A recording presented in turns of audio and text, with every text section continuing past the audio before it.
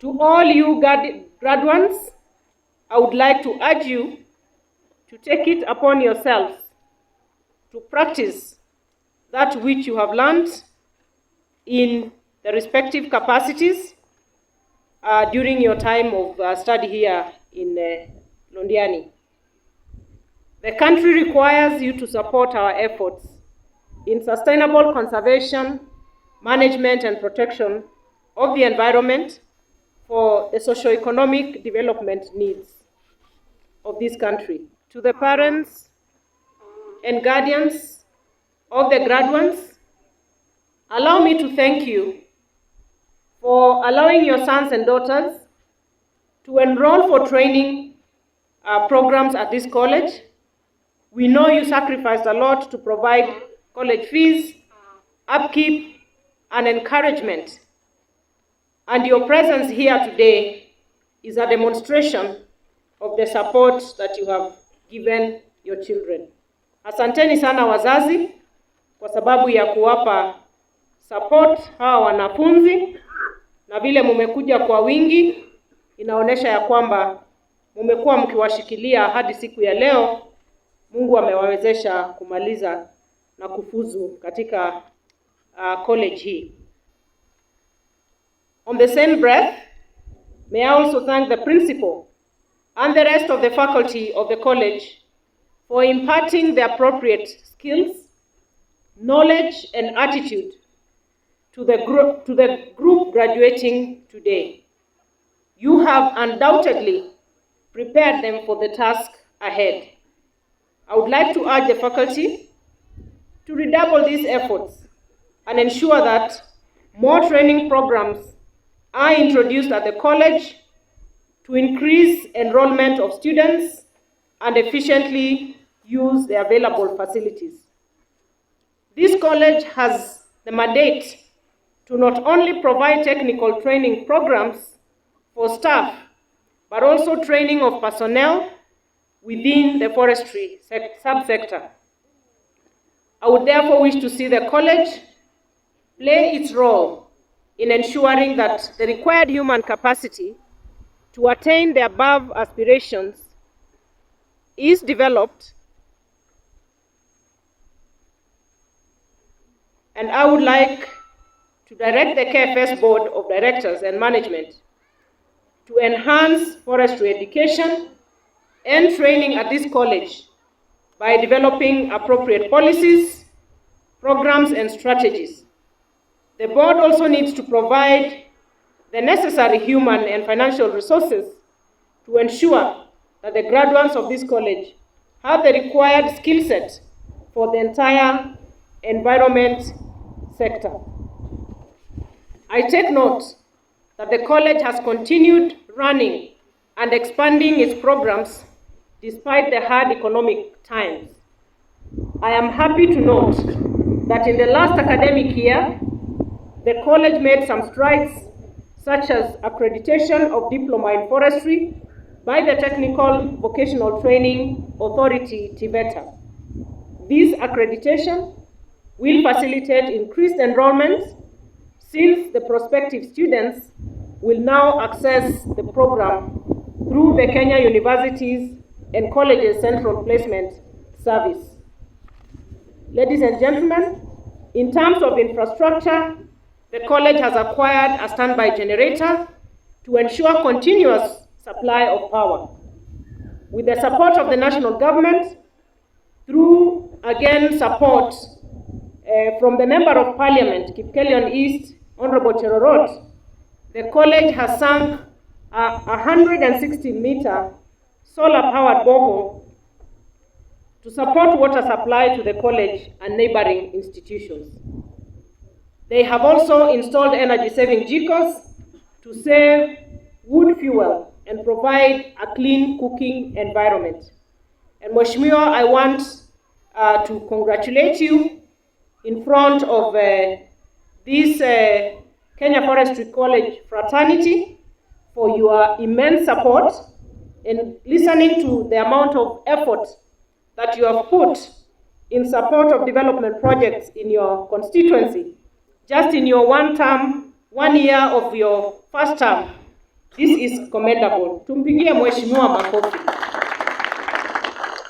Na shukrani sana kwa sababu ya ile effort umeweka ile borehole iweze kujengwa hapa kwa shule, kuchimbwa hapa shuleni. It has gone a long way in ensuring sufficient water supply to the institution. And we will continue partnering together. I have heard your requests, and I know the college has made many requests, including the school bus, and the PS has heard, as well as the Chief Conservator of Forests, that the Member of Parliament has extended a partnership opportunity for us to assist the institution to acquire a school bus. And I think that should be put into high consideration by the Kenya Forest Service.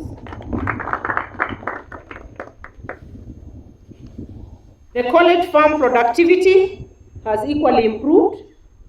There is increased milk, vegetable and maize production to mitigate the rising cost of food. The plans for construction of a sawmill at the college and revamping the facilities that are already here are at advanced stages to ensure the timber value addition that we require. It is in my vision and that of the entire ministry to see this institution turning into a center of excellence for enhanced timber value chains in this country. This is the only forestry college we have in this country, and I want to admit that we are operating way below the potential that we have to advance even self-sustainability of this college. And the construction of a sawmill at the college, which will be used both for training of the students, but also as a revenue source for the institution to support its expansion programs. The need to expand the timber value chains in this country cannot be overemphasized. We are operating below potential. We have undervalued the forestry sector, and yet the need is very big.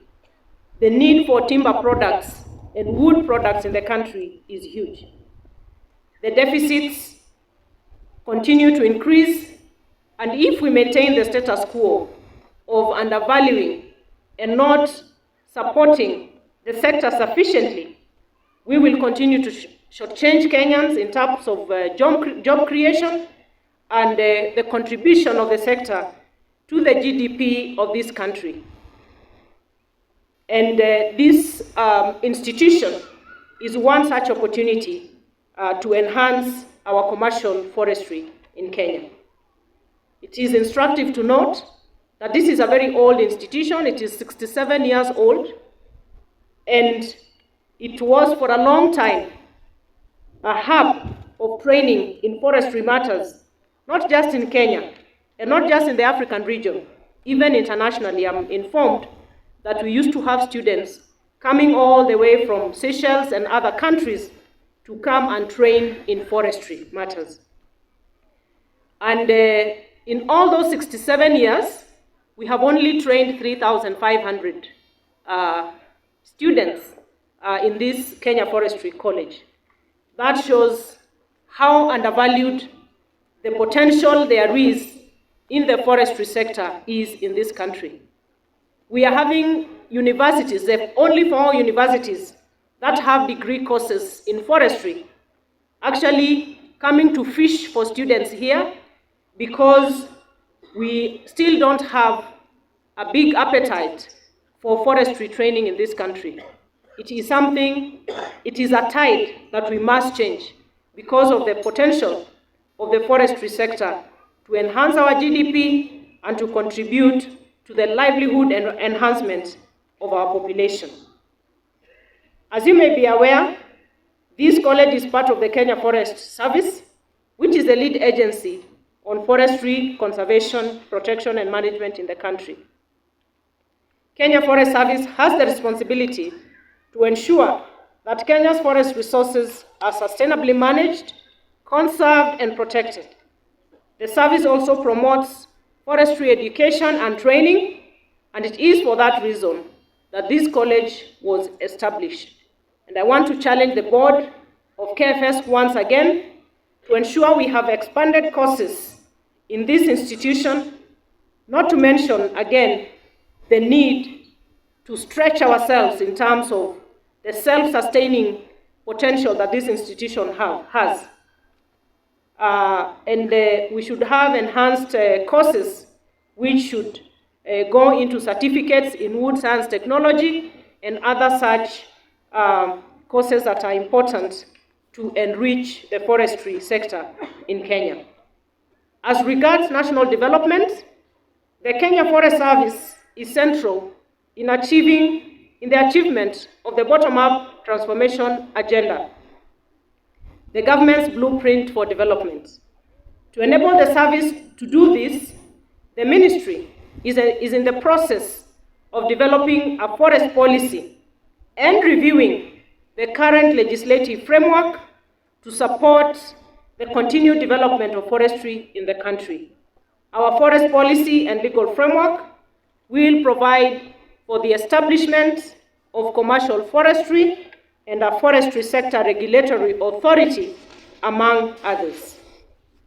The contribution of forest-based natural resources in the socio-economic development of Kenya cannot be overemphasized.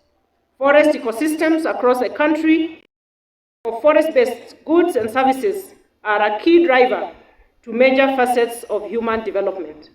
Therefore, sustainable management of these resources is extremely important to the continued supply of these goods and services. My ministry is currently rolling out the National Landscapes and Ecosystems Restoration Program towards growing the 15 billion trees. The program, which is no longer new to Kenyans, seeks to restore 10.6 million hectares of degraded ecosystems and landscapes, as well as achieve and maintain over 30% tree cover by 2032.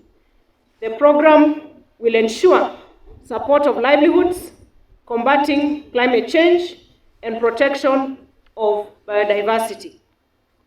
I would like to take this opportunity to request all of us to continue taking part in the run-up to our attainment of our ambition to hit 15 billion trees by 2032.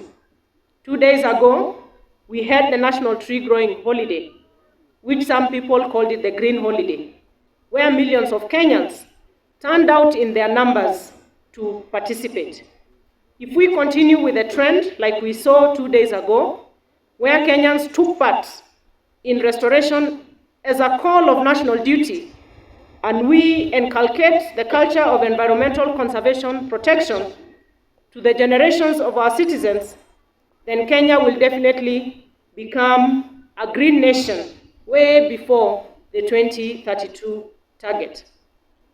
And I want to take this opportunity, nitachukua fursa hii kuwashukuru Wakenya sana kwa kujitokeza kwa wingi siku ya Jumatatu ambayo tuliweka holiday ya upanzi wa miti. Tunasema ya kwamba kupanda miti sio jukumu la serikali, ni jukumu letu sisi wote, hadi watoto wachanga. Kwa sababu tukipanda na kukuza miti, mambo ya ukame, mambo ya mafuriko ambayo imetusumbua kwa muda katika nchi hii na dunia nzima kwa sababu ya climate change, tutaweza kupunguza. Na tuna mpangilio ya kwamba ile miti 15 billion, 30% tutahakikisha ni miche ya matunda ambayo itaweza kusaidia na kuwafaidi Wakenya kupitia wakulima na Wakenya binafsi ambao watajumuika na serikali katika kufikia hiyo lengo ya 15 billion. We had called on Kenyans to, at the very least, each one of us to do 2 seedlings on Monday, but going by the manual returns that we got, we say that if each one of us did 2 seedlings and we are 50 million, we are going to hit 100 million target. So we had targeted to do at least 150. And I can say without any fear of contradiction that the returns we got really took us way above that target that we set on Monday. And I want to continue to encourage Kenyans, please make use of the Jazamiti application, which you can easily download from your phone, and take record of the trees you're growing so that we can monitor and make sure that we are taking care of them to maturity. To you, our graduates, the growing of 15 billion trees, like I said, it is the business of every Kenyan.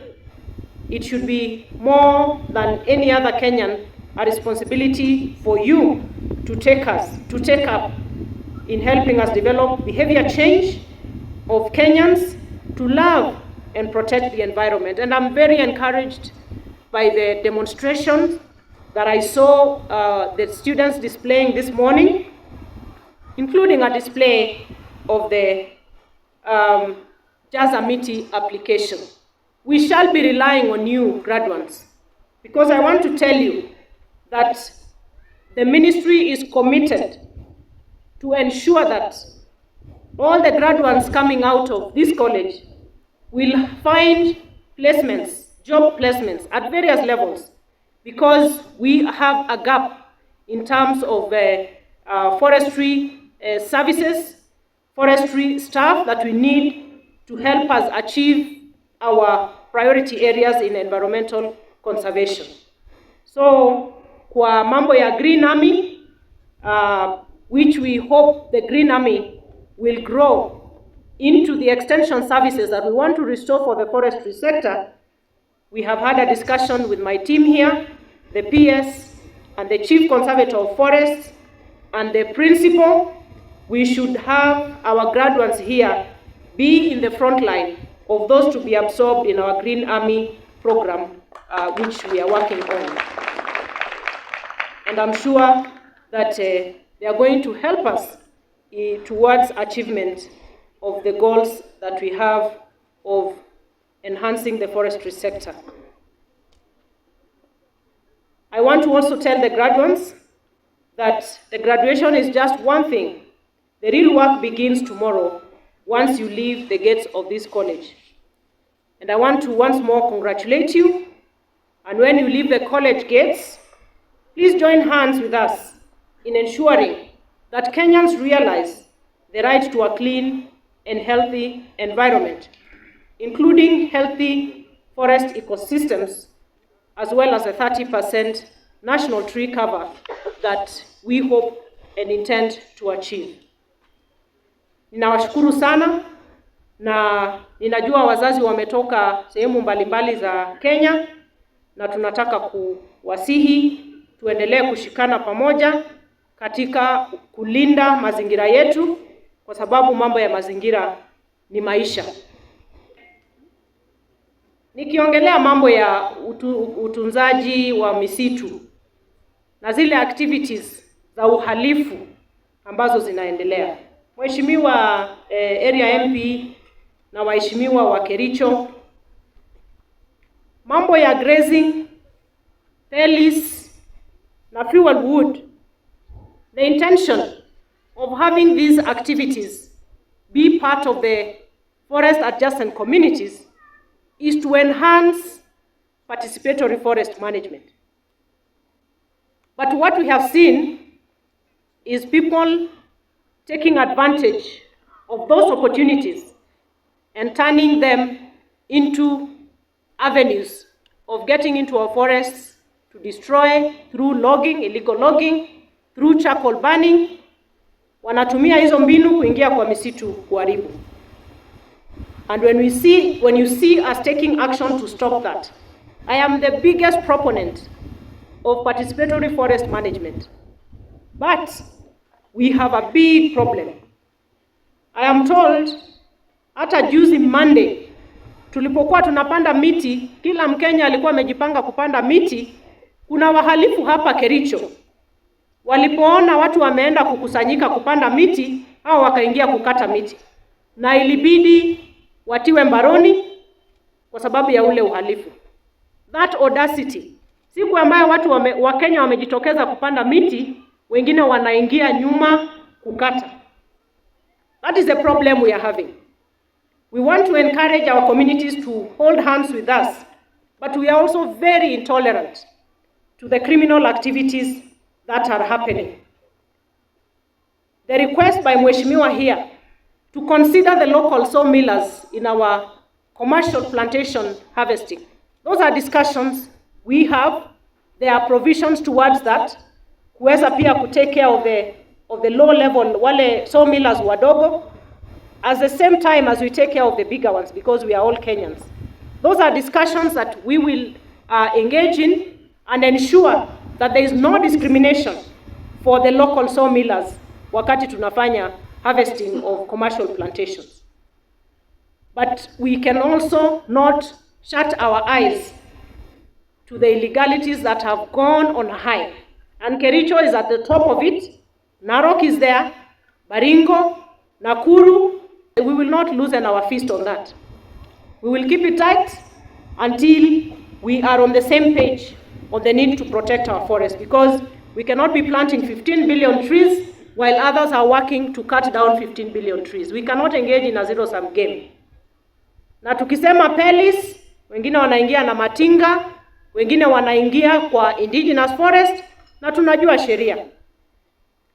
Mheshimiwa, tushikane pamoja, na najua Mheshimiwa Sigilai ni chairperson wa environmental committee. Na pia mama wenu wa county, Mama Beatrice Kemei. Yeye ni mmoja ambaye tunashikana mikono kule Nairobi. Yeye hapo kwa kamati ya environment pia. Tusaidiane. Wahalifu wasikuje kutuharibia uhusiano na communities ambao wako tayari tushikane mikono kuhifadhi misitu. Tuwaeleze wananchi sheria na waweze kufuata kwa kikamilifu. Na hapo tutaweza kuelewana.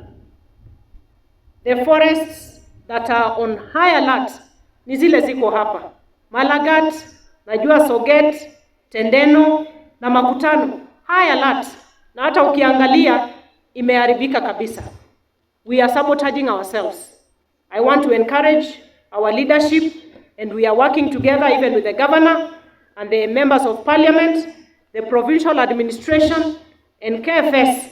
Let us work to tighten the noose on those people who are taking us back when it comes to the conservation of our forests.